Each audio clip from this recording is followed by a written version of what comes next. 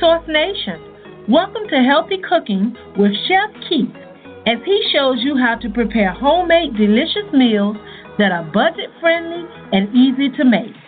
Source Nation, here is your host, Chef Keith.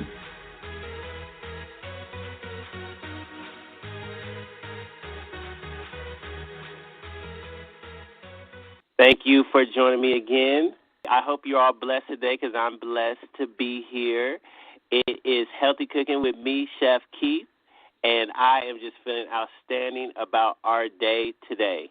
And on today's show, we're going to have a special guest that's going to stop by the studio, and this is Chef Juvon. Now, the best thing about this today's show is that it's not just going to be about cooking today. Today is going to be about a healthy lifestyle and overcoming difficulties concerning your health, and so that you can live a wonderful and prosperous life, even after you get some news that you're not too fond of. But just a little bit about Chef Juvon. Now, he's actually on a speaking tour, which is called Connect the Cause to Cooking.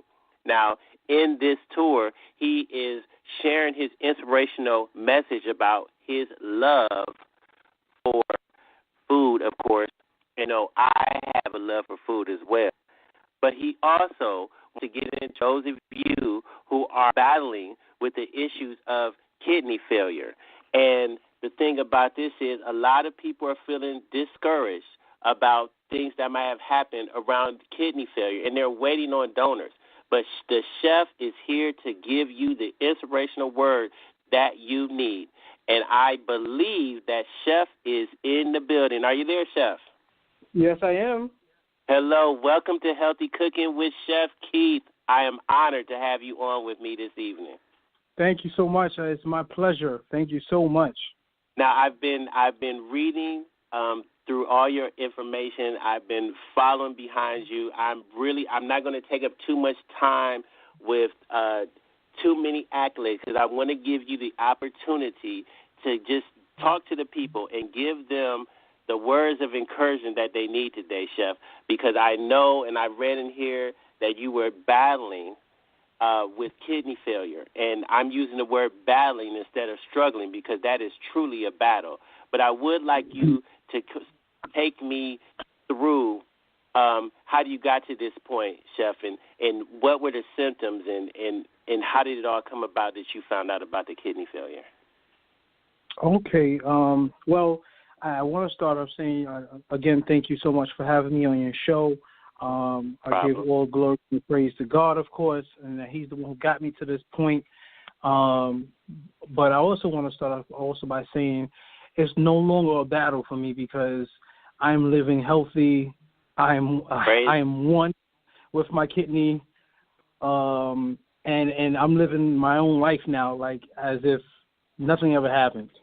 And that's the beginning stages. I'll take you way back. I was about 18 years old.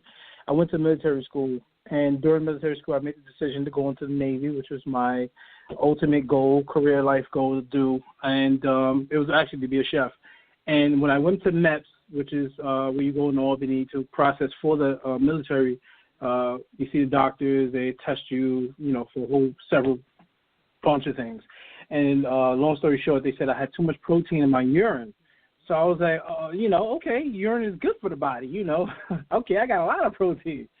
So, and it wasn't as simple as it sounded.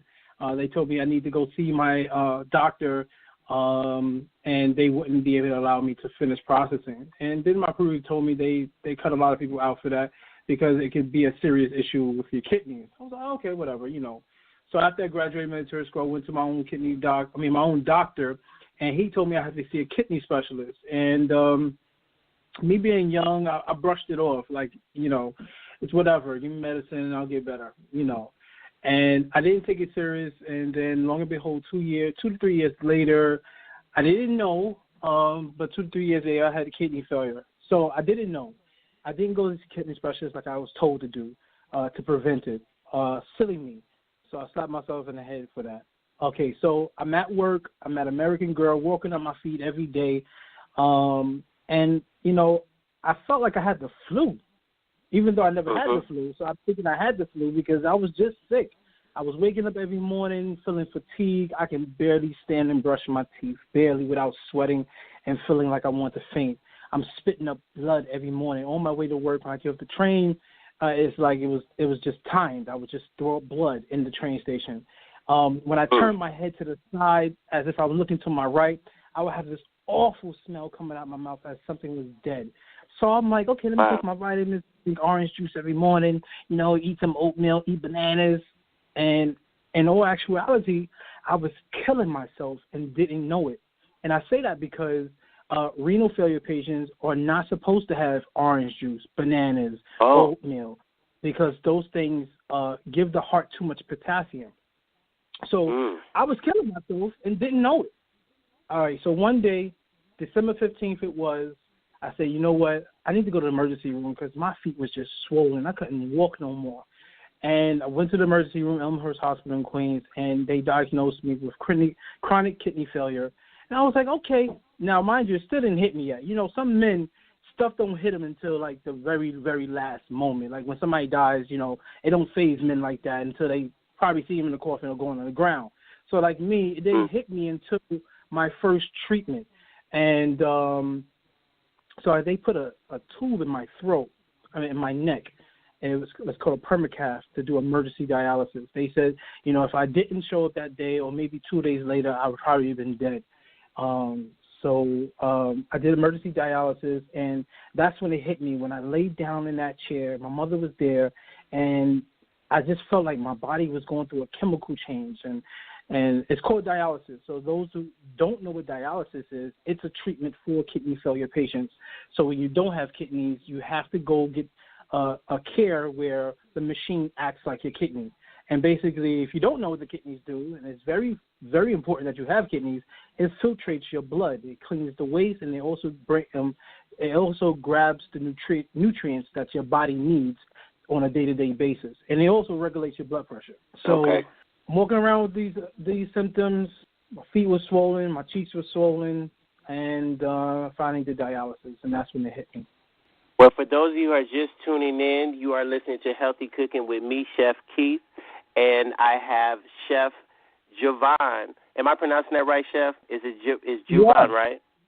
Juvon, yes, Juvon. And I have Juvon, and I have Chef Juvon on with me today, and this show is brought to you by Zelina Health, Wellness, and Fitness, Paper to Film Productions, Revolutionary Meals, and Renovations. And Chef is sharing with us today his journey from finding out where basically it started.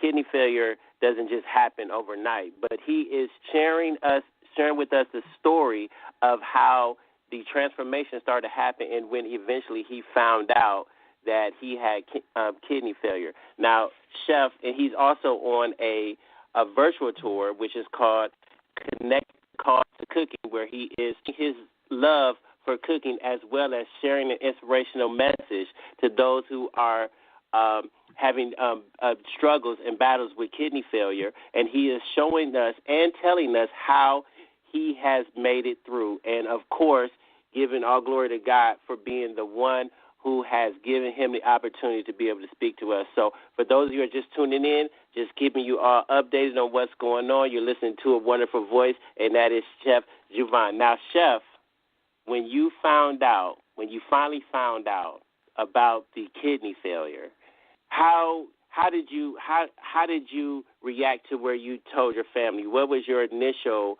reaction to when you found out? Well, I mean, like I said, it didn't faze me. I was like, give me the antibiotic, give me the medicine I need to take, and let's move on. Like anybody else going to the emergency room, like, patch me up and let me go. Right. It was crazy. And so, when you found out that you were going to need to have a transplant, and for those people who don't understand how this works, it's not like hospitals have kidneys on the shelf somewhere. It's getting a kidney. Getting a kidney is not a laughing matter. Explain that how that process works to the listeners, to the family. Okay, so entering the life of dialysis, it's like I just said, it's another lifestyle that I wouldn't even wish upon my enemy. It's a lifestyle that you have to adapt to. The lifestyle is going to dialysis, finding a unit, picking a shift, whether it's a morning, afternoon, or night shift. Sound like I'm going to work. And it's a 3.5 to 4 hour shift at a place, at a center, and you sit there on a reclining chair while your blood rotates through a machine, a dialyzer it's called. Now, before I get ahead, there are several different types of dialysis. There's the hemodialysis, and then there is the peritoneal dialysis. And I say several because there are several ways of doing peritoneal, and there are several ways of doing hemodialysis. Hemodialysis is you're going to a center and you're hooked up to a machine by way of a fistula, where you get poked with needles, and they're 15, 16-gauge needles, and they're very big needles, very, very big needles. Or you have a graft, and same thing, needles, or you have a permacath, and that's most of the time it's in your chest, and that's a tube that goes into your ribcage and it sits into your heart. Now, when you do it at home, you have peritoneal dialysis, which is through the groin, or I have seen recently is in the abdomen area of your stomach as well. So you have different ways of doing it, and both ways you have pros and cons to it. I selected the hemodialysis because I figured and has proven that it's the most safest way to do it because they create a sterile environment. I have to get a cab or ambulance service, which I don't pay for. I go to dialysis, sit there, read a book or watch TV or go to sleep, and then when I'm finished, my body, not everybody feels the same, but my body, I feel drained afterwards, So I had to go home, sleep it off. Couldn't go to work. Some people go to work. I guess they've been doing it so long, they go to work afterwards. I'm like, okay, Godspeed, So it's a whole different lifestyle. Thinking about traveling, you want to go on cruises and stuff. Now these days you can even be on dialysis because now they have hemodialysis you can do at home as well. But so it's a whole other lifestyle, and not only that you have to go to a treatment, your diet also has to change. Like I said in the beginning, there are a lot of things you can't eat, and then you're on fluid restrictions as well. You can't drink over 16 ounces a day. So here's a fact that people don't know. Dialysis does only 10% of what the human body does, the human 2 kidneys do. So imagine yourself saying to your kidneys every day, okay, kidneys, I'm going to use you today just for 4 hours. That's Monday. Tuesday, all right, kidneys, y'all can take a break. Y'all can take a whole day off. And you go through your whole day eating and drinking, not getting nothing filtrated. Not your blood pressure is just high because it's not being regulated, and you're collecting all this waste and you're collecting all this fluid, and where is it going? Because most 99% of dialysis patients cannot urinate. So now your body's collecting all this waste. Here comes Wednesday. All right, kidneys, I'm going to use it today at 6 a.m. And it goes on. So and it only does 10% of what the 2 kidneys do. Not one, the 2 kidneys do. So this is why I tell people that are on dialysis, you can't live on dialysis. It's not a lifestyle that you get comfortable with, that you settle for. This is a lifestyle that it should be only temporarily. So I see people die on dialysis. You can't live on it. So yeah, it's a whole other lifestyle, and it's a whole process that you got to go through. And I mean, this is fascinating to listen to because, a lot of people are basically on the outside looking in, because like you said, we go on, basically just people just live their life, right? And they just keep doing the things that they do, and we don't understand how important it is for all of our bodily functions to be working properly. And we get used to just going about our whole day, eating what we want, like they say, young, you put all junk in you, and people live these unhealthy lifestyles, and we don't ever think about these things until something goes wrong. And kidney failure is one of those things that you don't really focus on until it's too late. Yes.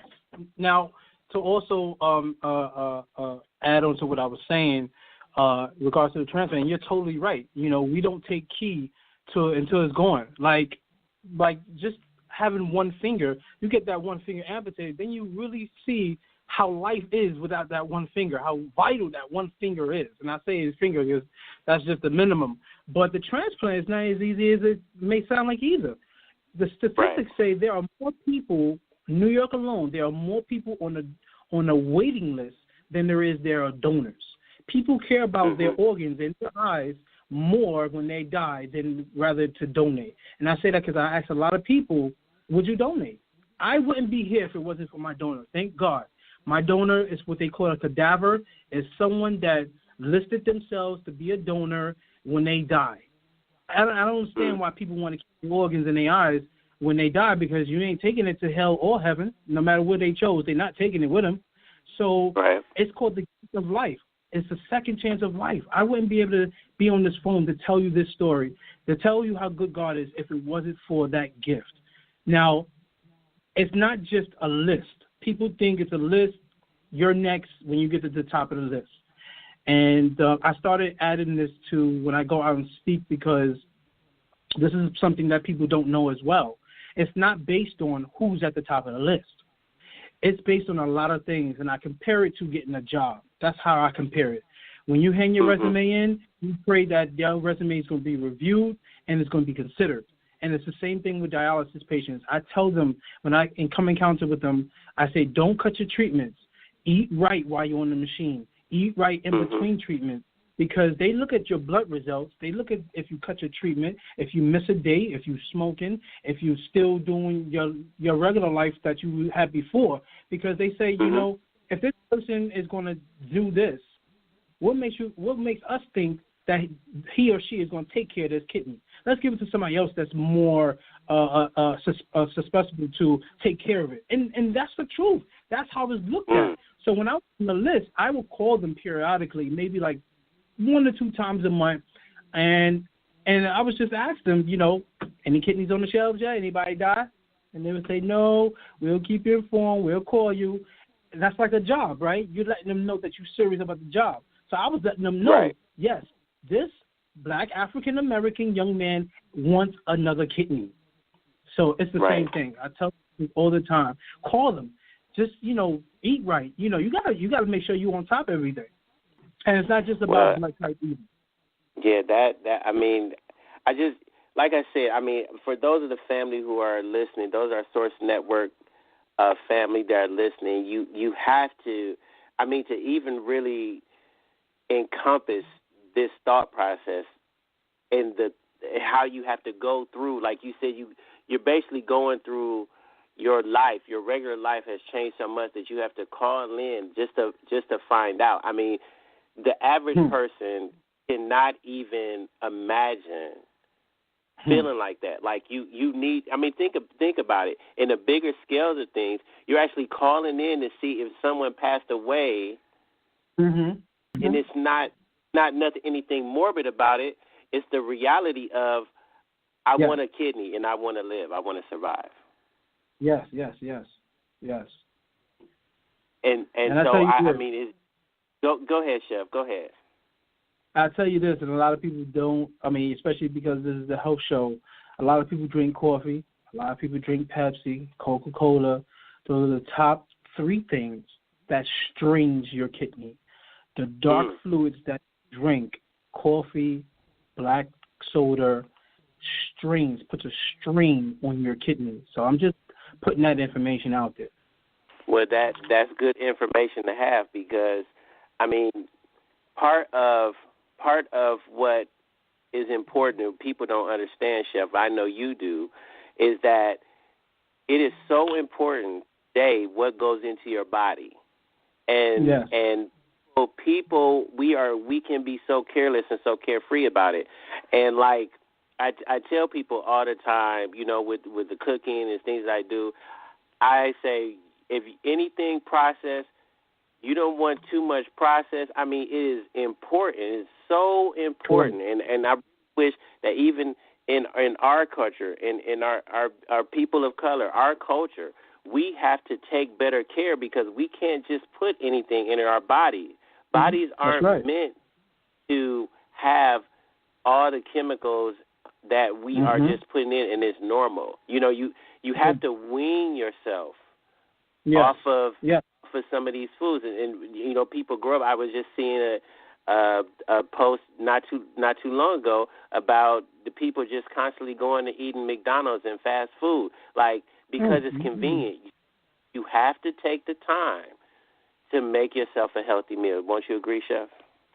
Yes, I 100% agree. 100%. And so I was looking at your page, and I'm going to give you an opportunity to give out your information so that if anybody of our Source Network family wants to reach out to you to get more information and to follow you, I'm going to give you an opportunity to do that. But I also want to give you an opportunity to talk about your catering business and how you got into the chef business and how this is like a dream come true to you. Well, when I got on dialysis, I had to find out why did this happen to me. And of course, the doctors, well, I won't say of course, in my case, the doctors didn't want to do a biopsy because they said that the kidneys were so far gone, they shrunk like raisins. So they couldn't do a biopsy. So I think within a couple of months later, I don't know the exact time frame, I saw a commercial on TV, and you know these commercials come on if you took a certain medication and you had either one of these results, kidney failure, stroke, heart attack, et cetera, et cetera. And I was like, yo, that's the medicine I was taking. I was taking Betrix and Cellcept. No, not Cellcept. Betrix and I forgot the other name of it. It's a very good painkiller. It just came onto the market, and I told the doctors that I have bladder problems since I was a baby, but he still said, you know, take these a couple of times. They'll get rid of the migraine. So to answer the question, and I'll close the back door, a lot of people say, was I drinking a lot, and is that what caused the kidney failure? No, I wasn't drinking. I didn't drink at all. What killed my kidneys were the high blood pressure, and that's what mostly kills, not just kidneys, it kills other organs as well. But since it's directly connected to the kidney, then that's where it connected to in my body. And the medicine is what increased my blood pressure. And then a long period of time I was taking this medicine, I did not know, and, you know, my kidneys were gone. So I wasn't drinking. Most of the time drinkers, it kills more their liver than their kidney, but it can kill both as well. So that's just some education about that. So I entered this lifestyle, and one of the hardest things that I had to go through, Chef, is that I see a lot of people on kidney failure. I see a lot of people on dialysis, and this age group I saw were older people, 70s, 80s, and, you know, some of them were older. And the hard thing about it was people would come to me and say, wow, you're so young. Not knowing what they were saying was hurting me, but it had me reflect, why did this happen to me? I'm not young. I'm 19, 20 years old. My young life taken away from me. My whole experience of the whole night, the whole teenager, 18 to 20 years old lifestyle, that was gone. I can no longer be a part of that lifestyle. I miss that lifestyle. That's fine, because I feel like I'm even blessed right now. That's fine. So I had to seek to God, of course, why did this happen to me? And God revealed to me, of course, why. Because he wanted to use me as one of his vessels to do what exactly I'm doing. And I had to settle for that, of course. I cried out to God. My relationship got stronger with him, of course. And,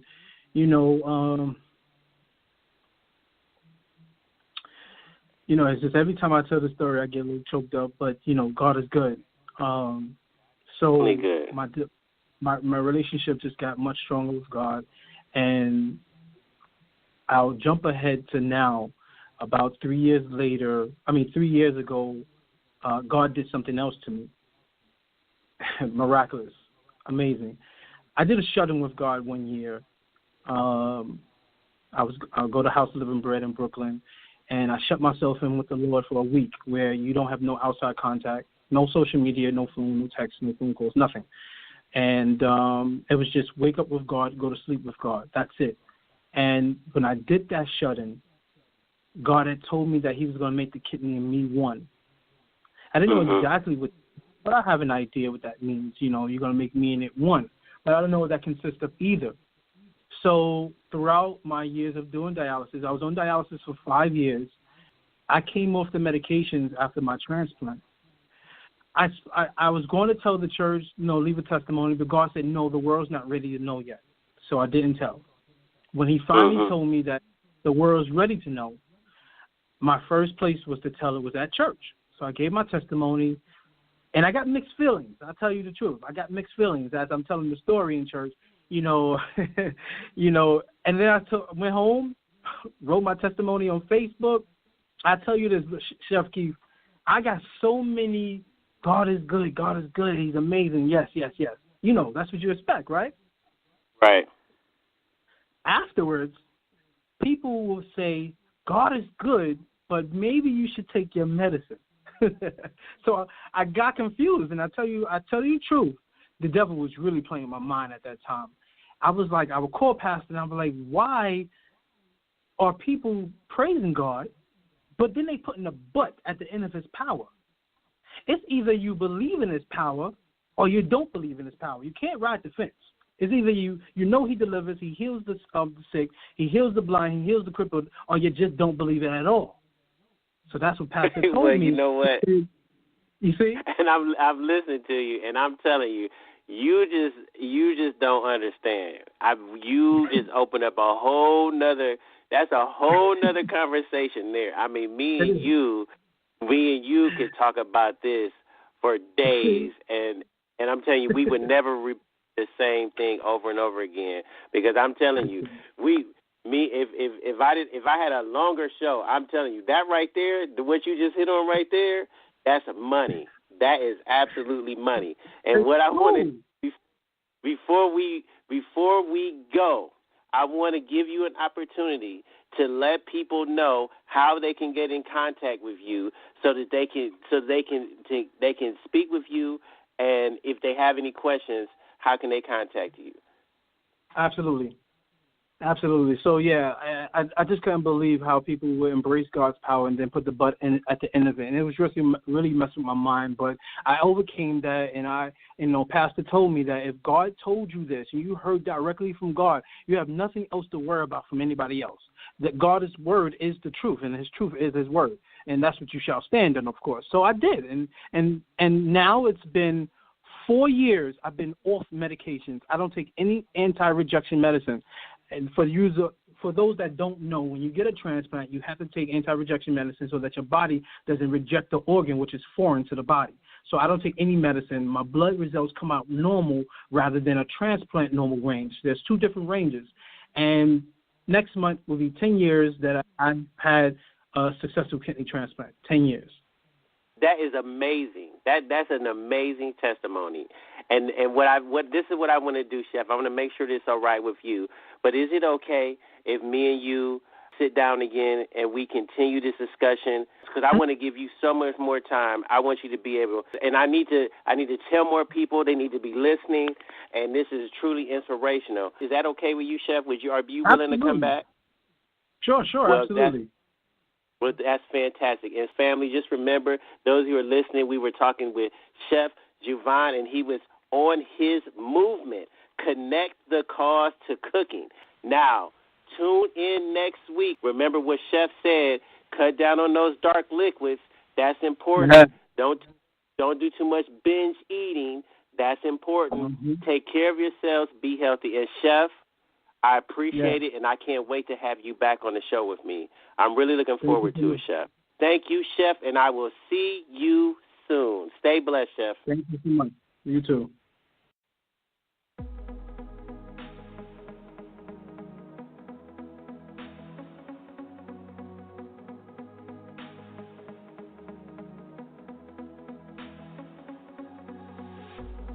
Source Nation. Welcome to Healthy Cooking with Chef Keith, as he shows you how to prepare homemade delicious meals that are budget-friendly and easy to make. Source Nation, here is your host, Chef Keith.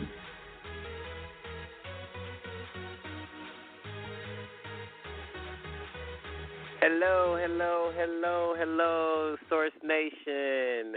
Thank you for tuning in with Healthy Cooking with me, Chef Keith. Again, I'm just happy to hear from everybody. I hope you didn't stuff yourself too much with too much of that home cooking. Maybe at some point we can get something going where everybody can talk about what their famous dishes were and are. And, last year we gave some ideas about some side dishes. But let's not forget why we are here today. And we are on the air with part 2 of our last show, was with Chef Juvon, who was here talking to all of our family about his Connect the Cause to the Cooking virtual speaking tour. And for those of you who didn't get a chance to tune in last week, just remember, if you miss a show, you can find us on YouTube as well. But for our last show, the chef was telling us about his journey with surviving kidney failure, and he was giving us a fantastic voyage into the survival story that he went through. And for those of you who didn't get a chance to listen, I implore you to listen to our last show. But because we had so much we didn't get covered, we had Chef Juvon come back to join us for part 2. And I believe Chef Juvon is in the studio. Are you there, Chef? I am. Welcome back, Chef. I am excited and glad to hear that you are back with us. How was your holiday? Very busy, and thank you so much. I am so excited as well to be back on your show. All right. Well, we don't want to delay the process any longer. And so what we're going to do is we want to get anybody up to speed about last show so we can let them know what the synopsis of our show was so that we can now move up to the current and we can start where we left off. So, Chef, can you sort of give an overview of what Connect the Cause to Cooking of your speaking tour, what it's all about? Sure. Thanks, Chef.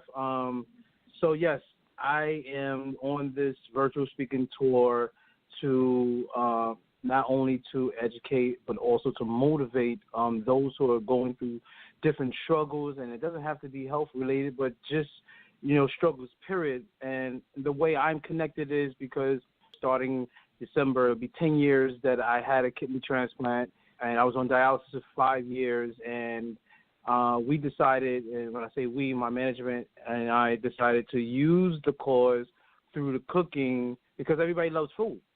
And what other way to get somebody's attention to listen besides free stuff but food? And right. Years ago, that's what I did. I thought about food and what is a business that people need? Food. And I love food too. So, yeah, that's the connection. Well, Chef, and we talked somewhat about the food, but if you remember what we were kind of getting into during the last show was that you were actually speaking about, I don't want to use the term pushback, but you were getting a little bit of of doubt coming from people who were actually in the church with you, because you were moving by faith at the time, and people were. I mean, I don't think they meant anything bad by it, but they were sort of pushing that doubt in. Can you talk more about that situation that was happening with church and taking the medication? Sure.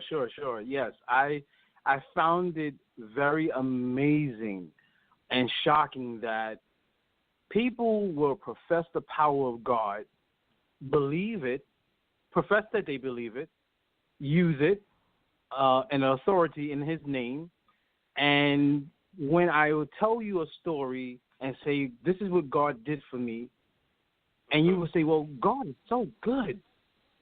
but maybe you should blah, blah, blah. And I just couldn't believe it.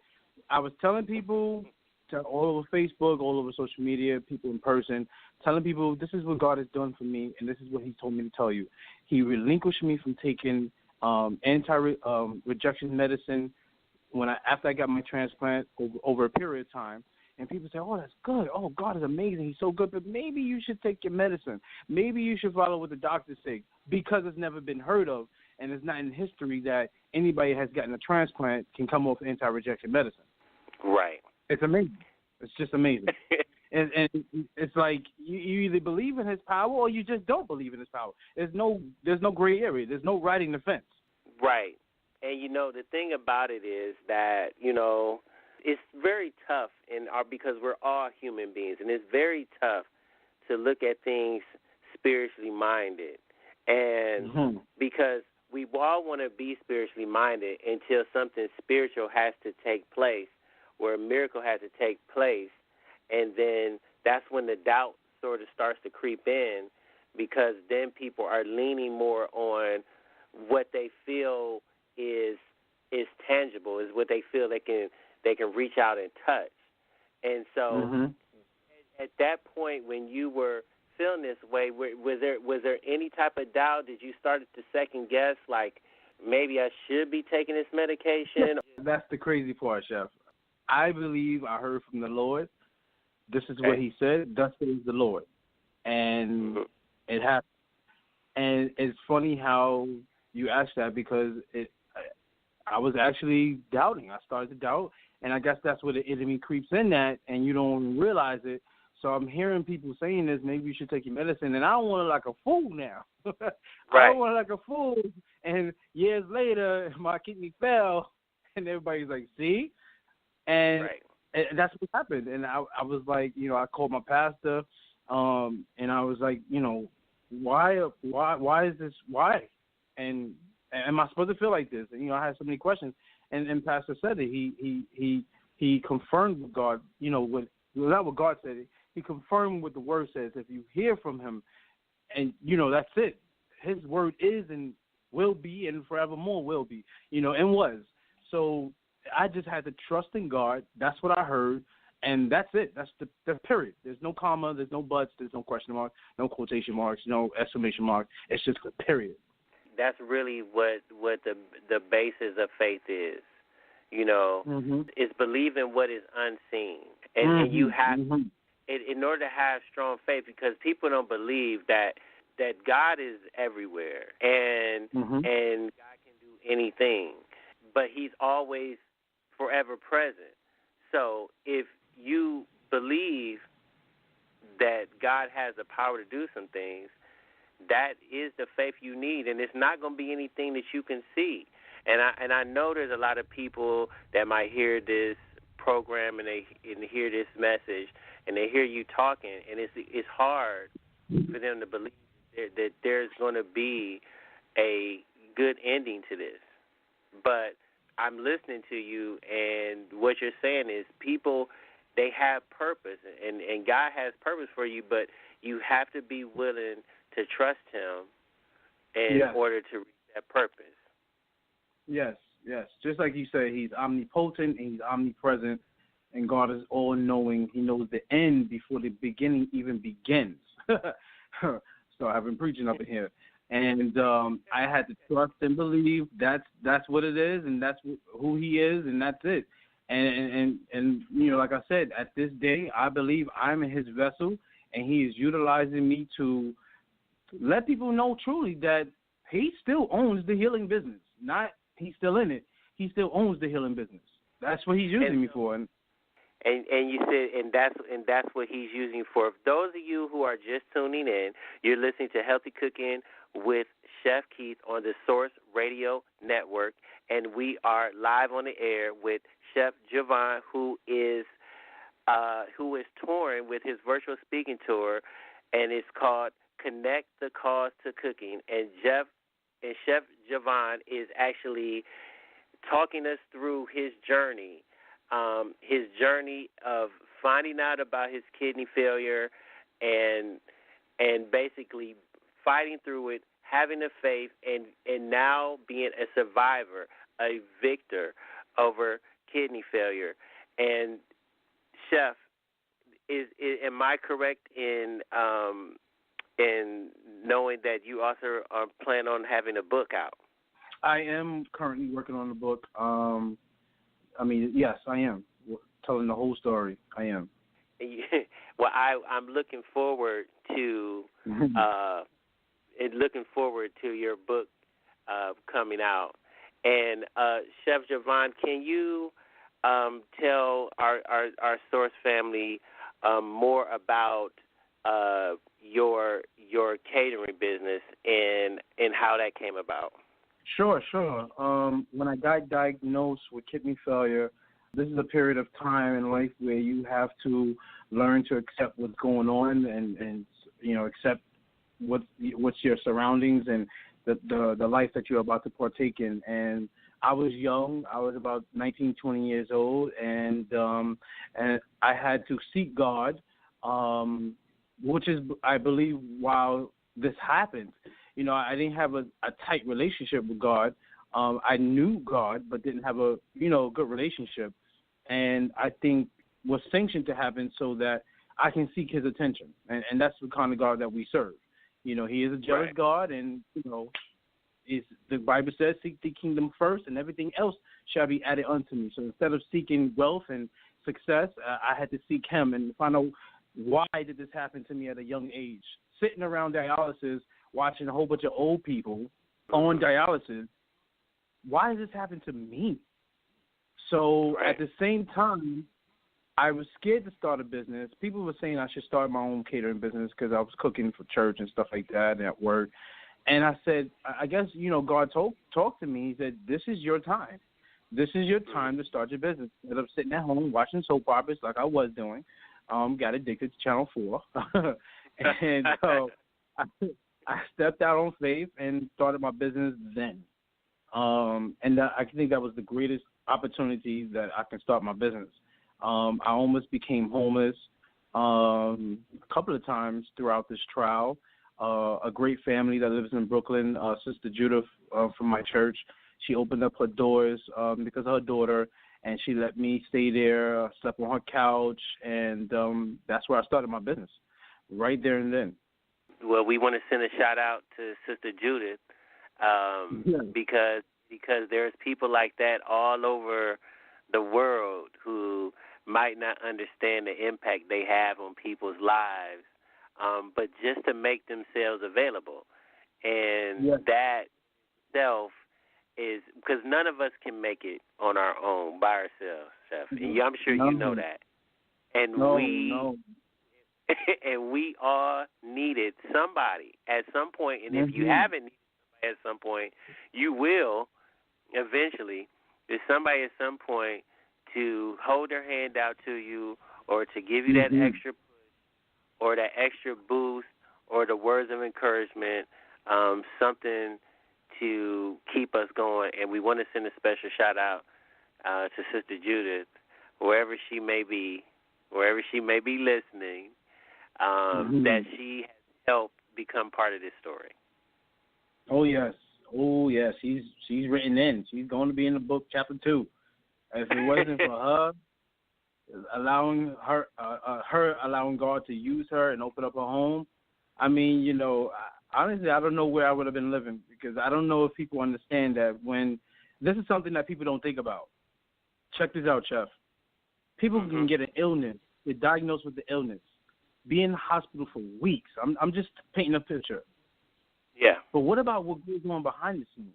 Are they bills getting paid? They're going to work.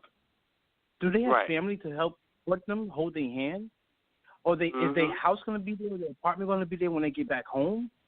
These are things that people don't think about. And of course, I couldn't go to work, so I couldn't maintain my bills. Yes, there's such a thing as called Social Security, disability. That's a process. That don't happen like tomorrow. So I was almost homeless. I had nowhere to go. To even go out and step out on faith and start your own business, that in itself takes a tremendous amount of faith. Because I know, because I'm currently doing the same thing. And because there's ups and downs to it. But like you said, when you combine the fact that you are you're ill and you're in the hospital, and now you're talking about your way of life and survival. I mean, this is not a game. This is everything. This is all or nothing at this point, right? Right. And I mean, so I like I said, Sister Judith. I'm sure we all got a Sister Judith somewhere, but you know, like I said, you make sure you give her a nice few paragraphs. Let her shine a little bit, even though she probably don't want any. Definitely. And so, mind you. So, what'd you say there, Chef? No, I was gonna say, mind you, I started a business with no money, and usually people gotta have some capital. I was collecting Social Security, $600 some a month. So it wasn't much, but she started me. She introduced me. Her and her daughter Stephanie started me going to this church, House of Living Bread, wonderful ministry, and the church gave me my second catering job ever. Gave me the opportunity, and to finish answering your question, I started catering since then, and that's 10 years plus now. I'm now more of a personal chef than a caterer. I love to cater. I love to cater to people individually. I love to make people smile and happy with food now. So, all right. So now we're gonna talk about some food, because you didn't already pique my interest now. So you talking about being a personal chef. So we about to go to the wheelhouse. So do you have a go-to dish? Like, did you know that if you make this dish, it's money? Like what is that? Oh, yeah. My famous shrimp and grits. Shrimp and grits. Hashtag it. Google it. Chef Juvon, shrimp and grits. That's it right there. That's it. It's you shrimp never and have grits until you have mine. Yeah. I hear that. When I found out how to really make shrimp and grits, now really make the grits, it's the grits that really get you. I had to go to my mom. I ain't slap her, but I was like, Mom, why you ain't teach me how to cook grits like this? What's up? I was surprised. I had to learn from another chef when I was working in a restaurant. And he showed you how to make them, huh? That's it. I mean, my mother, God bless her, she has her own technique in doing some creamy grits, and which I do adore. She washes her grits that you never hear about. But shrimp and grits is it, Don. Shrimp and grits is it, Chef. That's it. Well, I didn't know shrimp and grits was a New York East Coast thing, though. Being that you have some Southerners that live here, we putting it out there. I think it's been a fad for now a couple of years now. Everybody's trying to make shrimp and grits. You got the other races making polenta and grits. I'm like, no. It's shrimp and grits, not polenta, not risotto. It's grits. I was going to ask you about did you use polenta or not, but I mean, I didn't want to step out of bounds with it because I didn't know. You got me down. Because I make shrimp and grits myself. I got a couple variations, but you got me doubting myself now. Listen, you ain't using heavy cream, half a milk, some broth, and you ain't washing it, you ain't doing it right, Doc. I ain't doing it right, Chef. If you cooking it for less than 6 minutes, you is not doing it. Grits don't cook in 5 minutes. I don't know why the box says that. I'll tell your viewers right now, do not follow the instructions on grits box. It does not take 5 minutes. So I take it you're not using no instant grits, Chef. No. Don't get me wrong. I do use the instant, but it still don't take 5 minutes. If you're eating grits and it tastes grainy, it ain't done. You use a little green onion? No, not in the grits, on the shrimp. But if you got to add a whole bunch of cheese to make it creamy, you ain't making it right. Yeah. So here's the big debate, because I got a big debate because I see it on Facebook all the time. Do you believe there should be sugar and grits?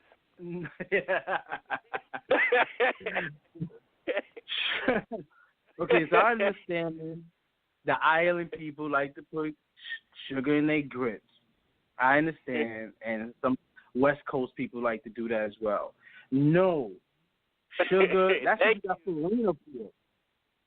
That's what farina is for. Grits is for eggs and bacon and cheese and butter, you know. There you go. No. Oh, you got to get the farina. That's where the sugar come in at. See, thank you. See, I'm going to just put this out there for all my Source family, for everybody on Facebook, everybody listening on YouTube. See, it's not just me. Chef Juvon says, and he is the last and first name on shrimp and grits, and he said that we do not put sugar on the grits. Thank you for confirming that for me, Chef. I feel so much better about myself because I am against it. I concur. I very highly concur. Now, I don't just make shrimp and grits now. If you go to my Instagram page or my website, you'll see appetizers. Right. Appetizers, shrimp and grits. Now, that's different. Now, okay. You probably say to yourself, how do you make appetizers out of shrimp and grits? Well, I'll leave that to you, the pleasure of your viewing. So what is? See, I seen your website. I was already looking at the website, but what is your Instagram page? Chef Juvon. Don't want to confuse nobody. You can find me all over social media. I'm Googleable as Chef Juvon, Juvon. All right, because I'm gonna follow you, man. Because I already let our people know that you got me thinking about coming out to New York, man. Because I travel. That's what's up. Me too. Yeah, so I don't mind coming out there to try the East Coast food because we haven't been. Me and my family haven't been in New York in a couple of years now. We try to move around the country, so we go West Coast, we go Midwest, West Coast, South. So I think this is our year. We just came back from Florida. Me and my wife are on the West Coast and Vegas. So, but New York, my daughter was just telling me that she wanted to go to New York, so now you're giving me an extra reason to come out there. Come on out, Doc. Now, am I hearing shrimp and grits throwdown? Oh my goodness! I don't know. You know what? Right. I'm always up for a challenge. I'm already up for it. You know what? I have yet to run from any challenge. So I mean, if God be willing, I would be willing to do it. I would be willing to do it. I hear you, Lord. I hear you, Lord. I hear you. I hear it. I hear the Holy Spirit. Yes. Yeah, I'm willing to do it. While I'm sitting here, I'm looking. Yeah, I would do some shrimp and grits. Absolutely, I would do it. Do it live on Source Radio. Oh yeah, live on Source Radio. Okay, that sounds like a plan. We might have to make that happen. Because I mean, at worst, what could possibly happen to me is I get a chance to taste some of the great Chef Juvon's shrimp and grits. That's the worst possible scenario that could happen to me, and I'm okay with that. Because I tell everybody what's their go-to, and if that's what you said your go-to was, you're pretty confident in your ability to make them. Yes, sir. Yes, sir. So we're before we get out of here, because we're getting closer to the end, Chef Juvon, I'm gonna tell you, it's truly a pleasure to be on the air with you.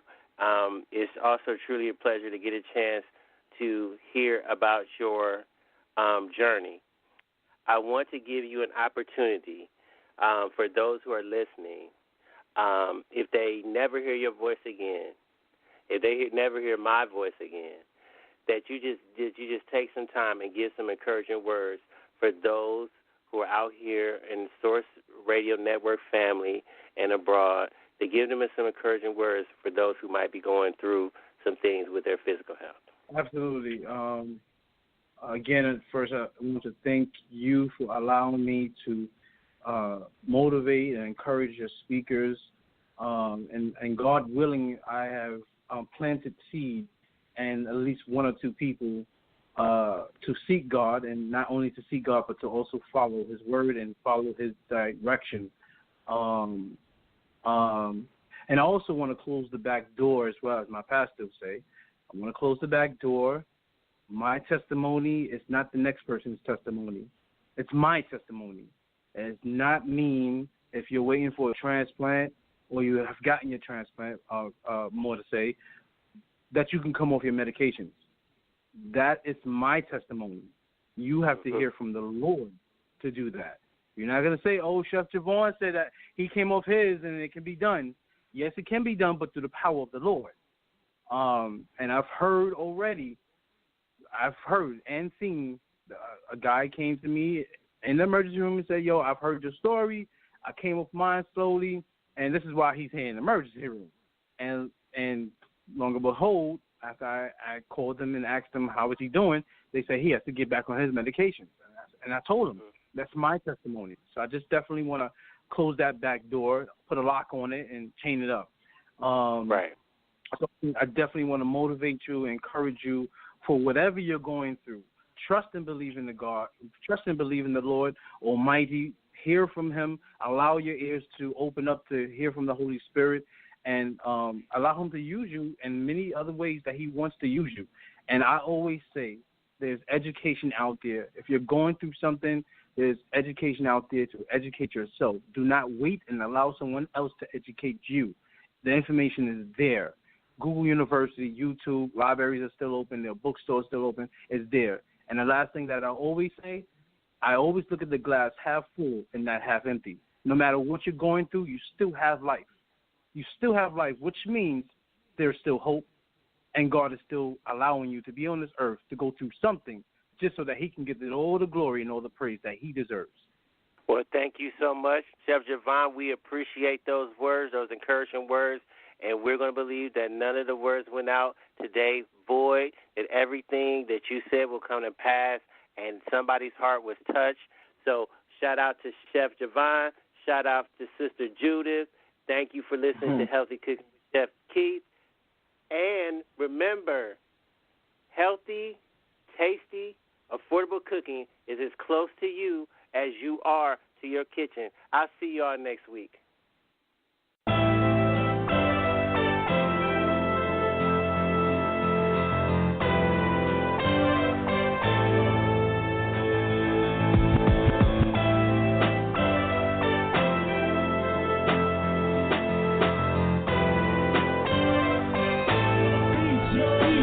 Get at me for beats, yo.